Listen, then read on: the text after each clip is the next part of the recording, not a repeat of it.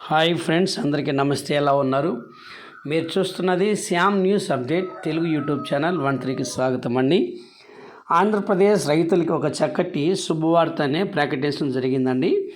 ఆంధ్రప్రదేశ్ ప్రభుత్వము పిఎం కిసాన్ యోజన పథకం కింద కావచ్చు, అన్నదాత సుఖీభవ పథకం కావచ్చు, బాబు ష్యూరిటీ భవిష్యత్తుకు గ్యారంటీ, బాబు సూపర్ 6లో భాగంగా ప్రభుత్వం అధికారంలోకి వచ్చిన వెంటనే ప్రతి ఒక్క రైతుకు 20,000 రూపాయలు ఇస్తామని ముఖ్యమంత్రి నారా చంద్రబాబు నాయుడు గారు ఎన్నికల మేనిఫెస్టోలో చెప్పడం జరిగిందండి.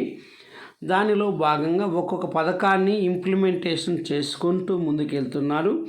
ఇప్పుడే గత అనేకమైన పథకాలను ముందుకు తీసుకెళ్తూ ఉన్నారండి. గతంలో చూస్తే పెన్షన్ యొక్క పెంపునీలు కావచ్చు, అలాగే రెండవది చూస్తే తల్లికి వందనం విద్యార్థులకు అందరికీ కూడా గత వారంలోనే 15,000 రూపాయలు ఇవ్వటానికి కూడా జీవో పాస్ చేసిన సంగతి మనకు తెలిసిన విషయమే.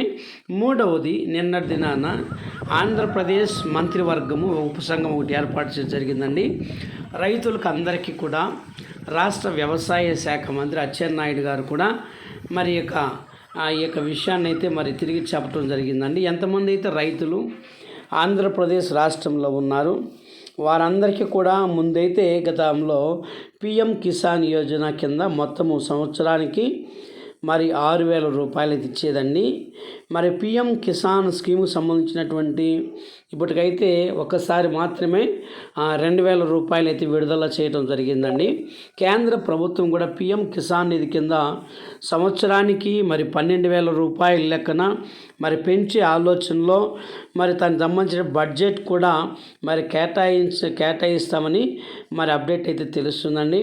కేంద్ర ప్రభుత్వం మద్దతు ఇచ్చేటువంటి అన్ని పార్టీలకు సంబంధించినటువంటి రైతులకు ప్రయోజనాల కోసం ప్రభుత్వాలు ముఖ్యంగా ఆంధ్రప్రదేశ్ ప్రభుత్వం వీరికైతే రైతులకు అందరికీ కూడా భారతీయ కిసాన్ సంఘ్ పేరుతో కూడా ఇతర రైతులకి ఆర్థిక ప్రయోజనాన్ని తీసుకురావడానికి మంత్రివర్గం కూడా కేంద్రంలో కూడా చర్చించినట్టుగా తెలుస్తుందండి.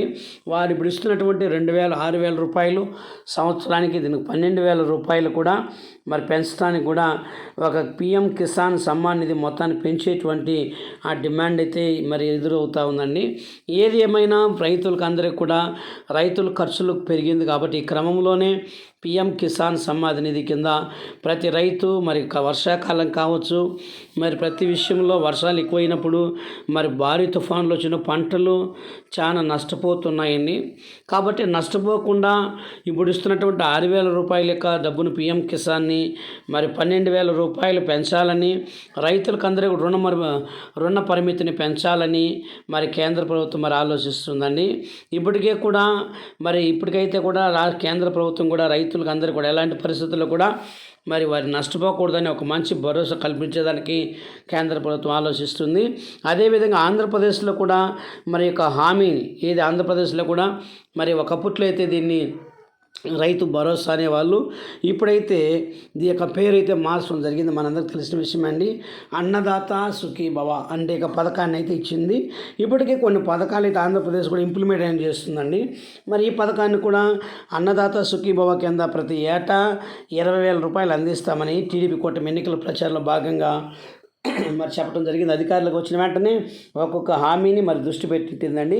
ఇప్పటికే రైతు భరోసా పేరుతో ఉన్న పోర్టల్ను టీడీపీ కూటమి అన్నదాత సుఖీభవగా మార్చింది. ఈ పథకానికి సంబంధించినటువంటి త్వరలోని విధి విధానాలు అయితే కూడా ఖరారు కానున్నాయండి. ఆంధ్రప్రదేశ్లో కొలువుదీరినటువంటి టీడీపీ కూటమి ప్రభుత్వము అమలుపై దృష్టి పెట్టిందండి. ఇప్పటికే సామాజిక భద్రత పెన్షన్ కావచ్చు, డిఎస్సి మెగా ఉచిత ఇసుక కావచ్చు, అనేకమైన పథకాలను కూడా అమలు చేసేందుకు మేలు కలిగించే విధంగా తీసుకోవడం జరిగిందండి.